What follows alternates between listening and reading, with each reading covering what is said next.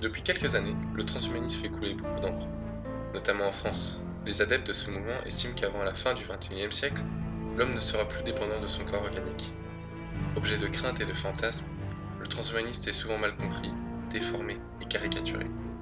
Quel est ce mouvement? Est-il bien sérieux? Faut-il s'en inquiéter? Plusieurs questions qui reviennent fréquemment lorsqu'on en parle. Etra est parti interroger des citoyens rennais et des spécialistes pour éclaircir le sujet. Mais d'abord, connaissez-vous le transhumanisme? No, No. not yet. Absolument pas. That's something I know. You mean when someone is sick, you help him by transplanting some technical things in his body. That's what you want to get. Je le connaissais mais sous un autre nom, je savais pas que ça s'appelait transhumanisme. J'ai dit Bien. orthoprothèsie, orthoprothèse, Moi, c'était plus l'amélioration de l'humain, du coup. Ouais. la technologie, tout ce qui est appareillage, par exemple auditif, etc. tout On ça. a entendu parler. Pour moi, c'est tous les moyens de modifier artificiellement le corps humain. Et aussi les moyens de soigner des gens grâce à des nouvelles technologies, on va dire. Le transhumanisme, c'est quoi? Le transhumanisme, il consiste à augmenter les aptitudes physiques et mentales de l'être humain à l'aide des nouvelles technologies. On va chercher à éliminer toutes les faiblesses de l'être humain, comme les maladies par exemple, et en fait, le but ultime serait éliminer la mort. Donc, c'est une quête de l'immortalité. C'est pas la première fois qu'on a cette idée de transhumain, d'améliorer un homme ou d'insuffler une sorte d'essence dans un corps. Le meilleur exemple serait peut-être l'histoire de Frankenstein, qui a été écrit par Mary Shelley. Donc tout le monde connaît à peu près le Frankenstein. Où on avait aussi le mythe du golem dans le judaïsme, l'idée d'insuffler une vie dans un corps d'argile. Là où on commence vraiment à parler de transhumanisme, même si c'est pas exactement le terme qu'on utilise, c'est au début des années 30. Il faut savoir que en 1939 a été signé le Manifeste des biologistes, qui a été signé par des biologistes très connus, dont Julian Huxley, qui était le frère d'Aldous Huxley, l'écrivain. Lui donc, et ses collègues avaient signé un sorte de manifeste et il parlait du transhumanisme. Dans ce manifeste, il prenait un sorte d'eugénisme de gauche, dans le sens où en fait il cherchait à rendre les hommes égaux dans le but de supprimer toute inégalité sociale. D'ailleurs, son frère Aldous Huxley en fera une grosse critique dans son livre Le meilleur des mondes. La pensée transhumaniste a bien changé depuis les années 30. On a vu depuis émerger plusieurs courants de pensée différents, tels que le singularitarianisme, le gaianisme, ou encore l'uplifting.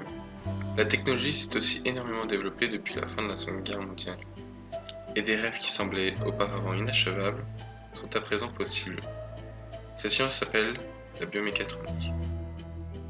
La biomécatronique est une science appliquée interdisciplinaire qui combine les recherches en biomécanique avec les méthodes de médecine et de robotique afin d'intégrer des parties mécaniques dans le corps humain. De nos jours, la biomécatronique sert principalement à réparer en quelque sorte le corps humain en cas de membres amputés ou de membres défaillants. Aujourd'hui, on arrive à rendre la vue à des aveugles, ou bien à rendre l'ouïe à des sourds, ou encore même à faire marcher des tétraplégiques à l'aide d'exosquelettes. On développe aussi beaucoup d'organes artificiels, comme par exemple des cœurs ou des reins, qui sont très pratiques pour des greffes lorsqu'on manque de donneurs. On peut donc dire actuellement que pratiquement tous les membres du corps humain sont remplaçables par des organes artificiels. Les limites de la biomécatronique sont encore indiscernables. De nouvelles méthodes pour réparer l'homme encore plus efficacement sont en développement, ainsi que des méthodes pour améliorer l'être humain. Par exemple, nous pourrions avoir dès demain la capacité de percevoir les ultrasons ou encore d'avoir une vision infrarouge. Comme nous venons de le voir, l'homme se donne tous les moyens possibles pour reproduire et remplacer les membres humains. Mais même si ce choix d'être augmenté nous est donné, sommes-nous prêts à accepter ce changement? Pensez-vous qu'il est souhaitable de réparer l'homme en cas de perte d'un membre?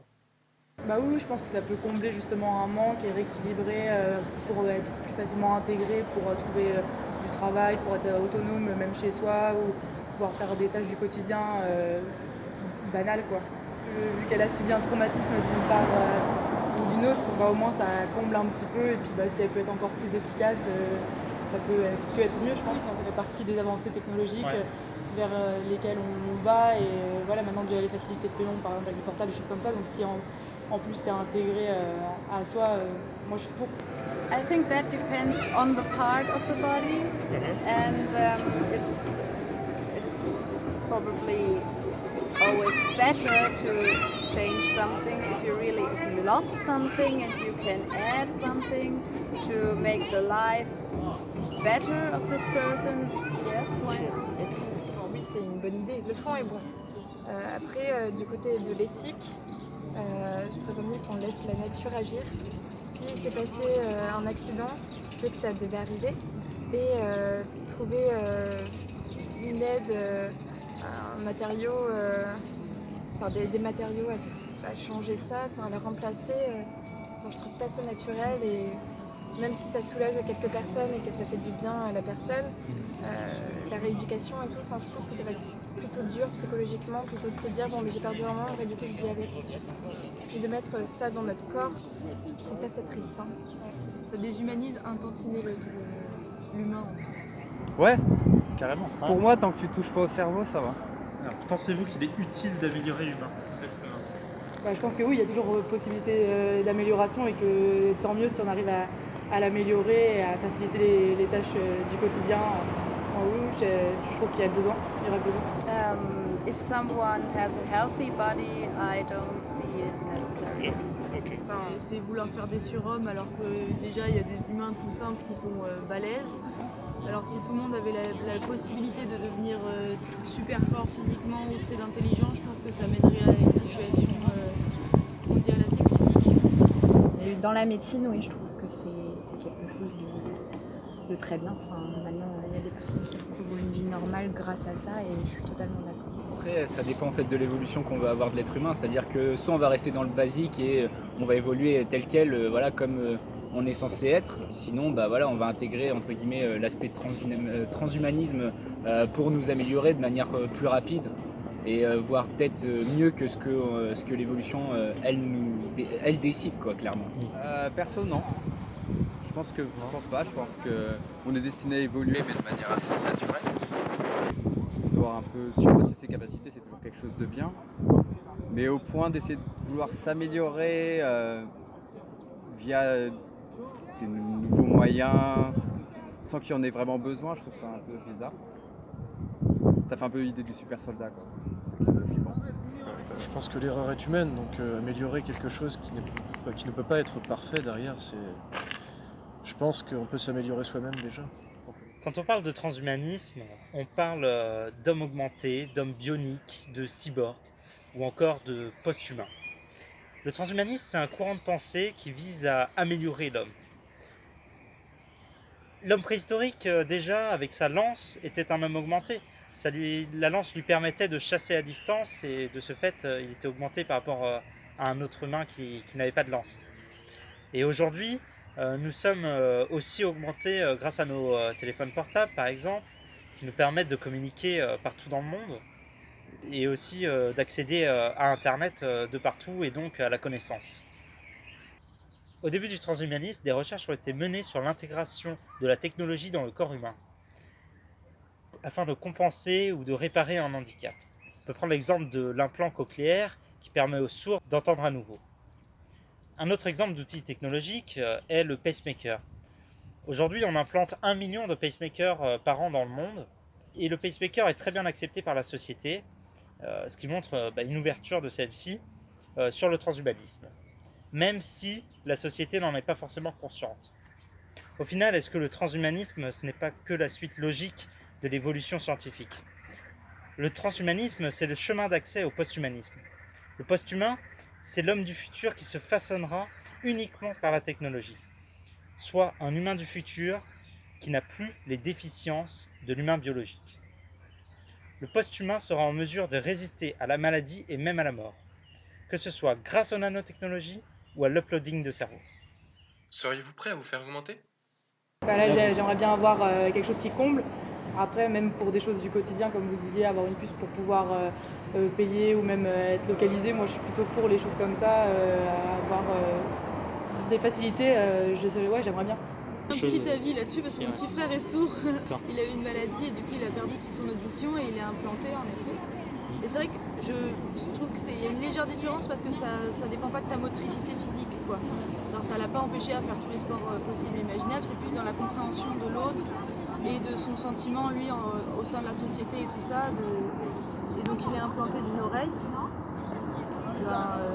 Il s'en sort très bien et ça je trouve que c'est une bonne chose. Tout ce qui relève au niveau des capacités intellectuelles en fait, bon à part forcément on va pas se mettre une carte mémoire dans la tête, mais là c'est quelque chose d'un peu plus bénéfique. Parce que... N'y aurait-il pas une humanité à deux vitesses? Non, je pense pas forcément. Enfin, ces écarts-là, ils y sont déjà. Voilà, tout le monde ne peut pas se payer les derniers téléphones, tout le monde ne peut pas se payer la dernière voiture. Ça fait partie des choses normales, je pense, que de la société, quoi, de la société de consommation. Il y a forcément des fossés, donc après qu'il y ait des fossés à l'heure actuelle ou dans les capacités, je pense que ça change rien, quoi. I think it's a very good thing to help people, help people who are sick, but make people better who are not sick. That's the line. Il ne faut pas aller au-delà de l'humain. Il ne faut pas le déshumaniser. Que dans les esprits, ça reste toujours très futuriste parce que pour l'instant, on a certaines choses qui ont vachement évolué et où on aperçoit un peu ce genre-là, mais moi, quand vous m'en parlez, ça reste très futuriste et c'est pas pour tout de suite, quoi. Donc, je pense que c'est ancrer ça dans la tête des gens et justement leur faire, annuler leur peur et leurs préjugés là-dessus. Je pense que ce serait plutôt ça les limites. Je pense qu'on a déjà un monde à deux vitesses, entre l'apparition de la télévision, du téléphone, les personnes âgées aujourd'hui, il y en a très peu qui ont des téléphones, etc. Et elles vivent quand même très bien. Et nous, on est beaucoup plus bercés par les ordinateurs, les téléphones, etc. Donc je pense que ce monde à deux vitesses, il y a déjà. Ouais. Donc je pense que oui, on sait vivre avec un monde à deux vitesses et ça posera pas de problème. Après, ça dépendra ce que ça peut faire dans la société. Ça dépend des. Le fait de pas avoir la télé, après c'est juste un manque entre guillemets pas culturel, mais un manque d'informations que certaines personnes peuvent avoir. Mais ça fait pas non plus de grosses inégalités. Après, est-ce que dans l'avenir, le fait que les gens soient augmentés, ça permet d'avoir peut-être des accès supplémentaires que certaines personnes n'ont pas. Là, peut-être que oui, ça sera peut-être pas viable, un monde à deux vitesses là-dessus. Moi, c'est vachement l'idée du cerveau. C'est du moment où tu essaies de modifier quelque chose dans la tête, ça devient un peu gênant. Et après, il y a toutes les dérives qui peuvent venir, genre des mecs qui vont se couper des bras pour avoir des bras plus puissants. Je sais pas comment dire, mais si jamais ça devient que pour la médecine, des trucs comme ça. Ouais. Les limites, je pense que ça va être l'émotionnel au niveau du cerveau.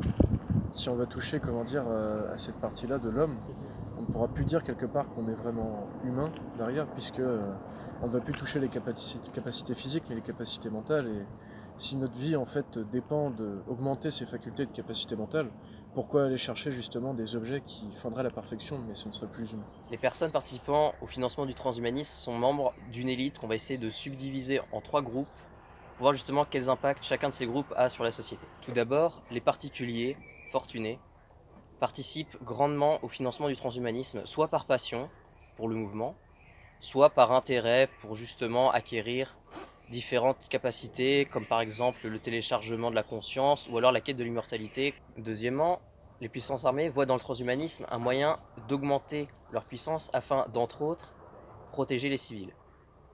Du coup, des inclusions de la technologie sont faites dans les stratégies militaires, en sachant qu'en parallèle, une course à l'armement et à la technologie dans ce domaine est à l'œuvre dans tous les pays développés. Enfin, la technologie, avec les prothèses bioniques, vont permettre de renvoyer les vétérans blessés au front en un rien de temps. Enfin, on a les grandes entreprises, les grandes filiales, comme par exemple les GAFAM, qui commencent à prendre conscience du fait que le transhumanisme est en train de vraiment prendre une importance capitale, est en train de devenir un tournant. C'est pour ça justement qu'elles se mettent à participer au financement bien entendu des recherches, mais aussi à la production des éléments qui permettent de produire les améliorations biomécatroniques. Et à partir de là, on a 2 problèmes majeurs. Une entreprise qui a le choix entre un homme augmenté qui sera bien plus rentable qu'un homme standard, et justement un homme standard, privilégiera quelqu'un augmenté, dû au bénéfice, ce qui va déjà faire une présélection à l'embauche. Et c'est justement ici que ça devient intéressant. Ce n'est plus la condition de vie de chacun qui est menacée, mais bien la vie de chacun. Et quoi de mieux qu'une armée augmentée pour prendre le dessus sur une armée non augmentée?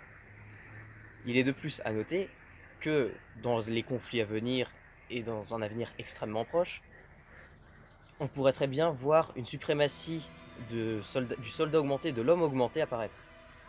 Cependant, ce genre de suprématie atteindrait rapidement ses limites. Une manière de vivre imposée par la violence n'est jamais très viable. Le mouvement transhumaniste met en avant des idées séduisantes, mais malheureusement, ça reste une notion floue et futuriste aux yeux du grand public. Au sein de la communauté scientifique, les avis divergent. En effet, le mouvement a permis de grandes avancées dans beaucoup de domaines, comme la médecine, l'ingénierie, mais souffre cependant de lacunes, notamment dans un modèle de développement de produits de consommation réservé à une élite. D'ici quelques années, ce qui leur est disponible maintenant deviendra accessible au plus grand nombre, et l'homme augmenté deviendra une généralité.